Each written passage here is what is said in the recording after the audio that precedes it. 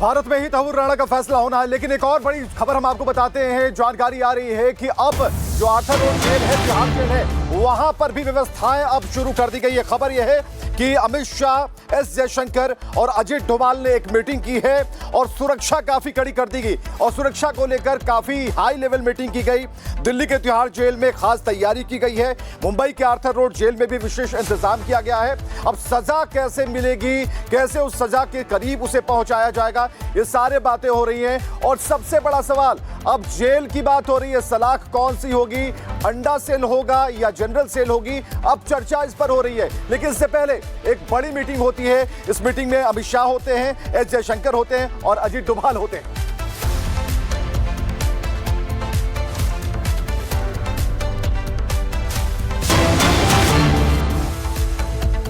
और एक बड़ी खबर और बता रहे हैं आपको कि एनआईए मुख्यालय की सुरक्षा बढ़ा दी गई। इस वक्त की सबसे बड़ी खबर हम आपको बता रहे हैं, एनआईए मुख्यालय की सुरक्षा बढ़ा दी गई है। तहव्वुर राणा को एनआईए मुख्यालय में रखा जाएगा और एनआईए मुख्यालय के बाहर की गई है बैरिकेडिंग, यानी कि सुरक्षा मानकों का भरसक ख्याल रखा जा रहा है। और दिल्ली में जो एनआईए मुख्यालय है, वहां की सुरक्षा बढ़ा दी गई है। इस वक्त की सबसे अपडेट खबर हम आपको बता रहे हैं, तहव्वुर राणा को एनआईए मुख्यालय में रखा जाएगा और एनआईए मुख्यालय के बाहर बैरिकेडिंग कर दी गई है। तो बहुत बड़ी जानकारी इस वक्त हम आपको देख रहे हैं। खासकर सुरक्षा मानकों का भरसक ख्याल रखा जा रहा है ताकि कहीं से कोई चूक ना हो, क्योंकि तहव्वुर राणा से बहुत सारे सवाल बहुत सारी एजेंसियां करने वाली है।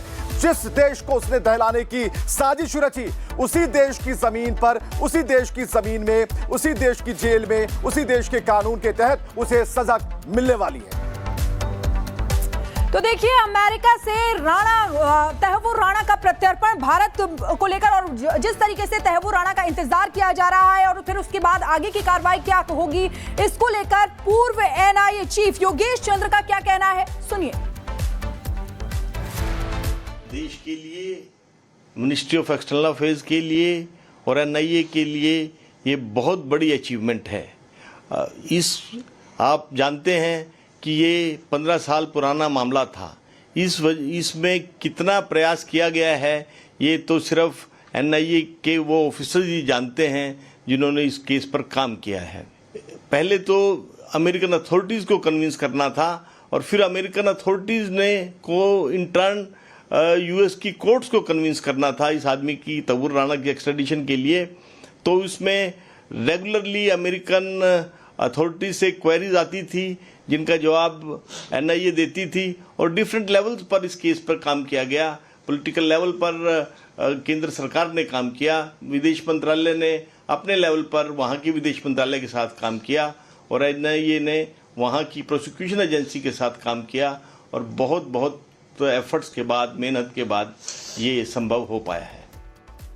गृह मंत्री ने साफ तौर पर कहा कि कूटनीतिक भारत की जीत है, एक बड़ी जीत के तौर पर इसे देखा जा रहा है। हमारे 3 सहयोगी लगातार बने हुए हैं, सुमित, काजल और सत्यप्रकाश मुंबई से। सभी लोग जानकारियों से भरे पड़े हैं, लेकिन अपडेट क्या है, सबसे पहले सुमित से जानेंगे कि सुमित, एनआईए मुख्यालय की बात की जा रही थी, अभी एक ब्रेकिंग न्यूज हमने दर्शकों को बताई, सुरक्षा कड़ी कर दी गई है, अपडेट क्या है?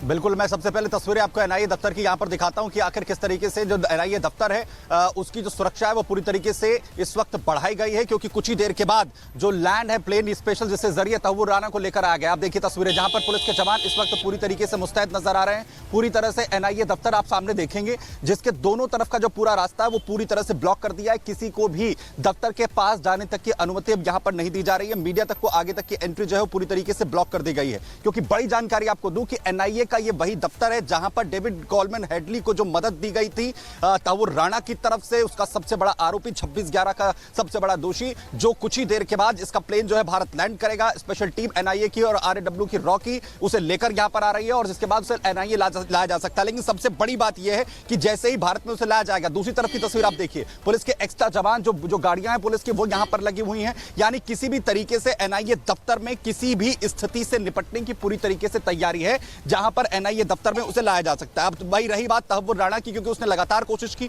कि उसकी जान जो है वो किसी भी तरीके से बच सके, भारत उसे प्रत्यर्पण जो है वो ना किया जा सके। बिल्कुल, पार्किंसन बिल्कुल सुमित, आप नजर बना के रखिएगा, आपके पास वापस लौटेंगे। इसी बीच काजल हमारे साथ हिंडन एयरबेस से जुड़ी हुई है, उनके पास जाना चाहेंगे। काजल, देखिए कुछ घंटों का वक्त और उसके बाद तहव्वुर राणा जो भारत की जमीन पर होगा, आप वहां पर मौजूद हैं, क्या अपडेट है आपके पास?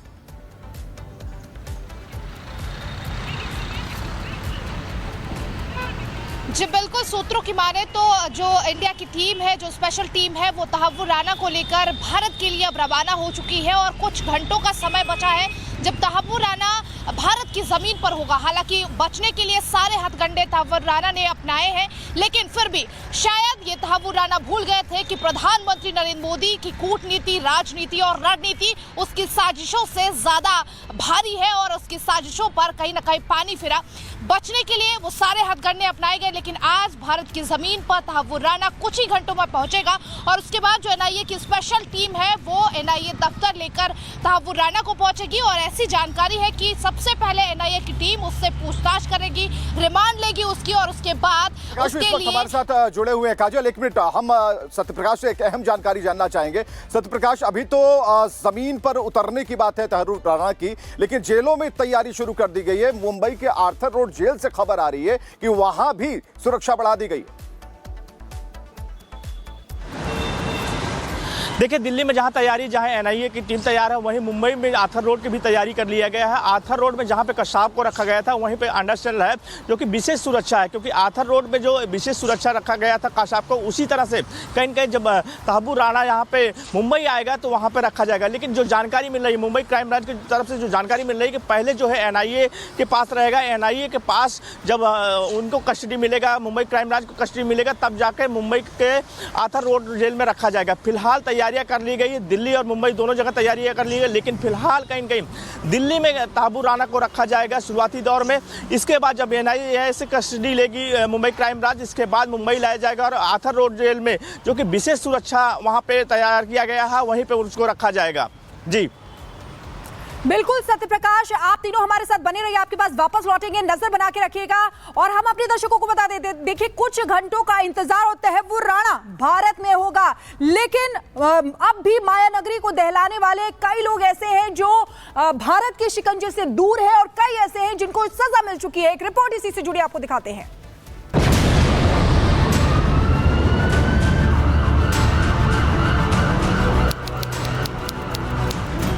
भारत के इतिहास में ये एक ऐसी तारीख है जिसे जब भी कोई याद करता है तो उसकी आंखें गमगीन हो जाती हैं और दहशत की तस्वीरें आंखों के सामने तैरने लगती है, क्योंकि इसी दिन देश की आर्थिक राजधानी मुंबई सबसे बड़े आतंकी हमले का गवाह बनी। लश्कर तैयबा के 10 आतंकियों ने मौत का जो तांडव मचाया, उसे आज भी याद करके लोग सिहर उठते हैं। अब से बस कुछ ही घंटे बाद मायानगरी को दहलाने और सैकड़ों लोगों की मौत का जिम्मेदार और इस हमले का मास्टरमाइंड तहव्वुर राणा भारत की सरजमी पर होगा। अब तहव्वुर राणा के गुनाहों का हिसाब होना तय है, लेकिन क्या आप जानते हैं कि मुंबई में हुए इस खौफनाक हमले के बाकी गुनहगारों को क्या सजा मिली? अजमल कसाब और डेविड हेडली 26/11 आतंकी हमले में गुनहगारों की लिस्ट में वो नाम है जिसमें से एक ने इस हमले का जाल बुना और दूसरे ने जमीन पर उतरकर इस हमले को अंजाम देने में अहम भूमिका निभाई, लेकिन इन दोनों को अपने किए की सजा मिल चुकी है। हालांकि अब भी मुंबई हमले के कई कसूरवारों का हिसाब होना बाकी। इसमें सबसे पहला नाम आता है लश्कर तैयबा के चीफ हाफिज सईद का, जो पाकिस्तान में कहीं छिपकर बैठा है। अगला नंबर जाकिउर रहमान लखवी का है, जिसे आईएसआई ने अंडरग्राउंड कर रखा है। मुंबई हमले में भारत के मोस्ट वांटेड दाऊद इब्राहिम का भी हाथ था, वो भी पाकिस्तान में छिपा हुआ है। मुंबई को दहलाने वाले एक एक गुनहगार का हिसाब हो रहा है। 26/11 आतंकी हमले में शामिल तहव्वुर राणा अब भारत के शिकंजे में है, जिसके बाद ये कयास भी लगाए जाने लगे हैं कि अब अगला नंबर किसका है। Bureau report, Republic Bharat.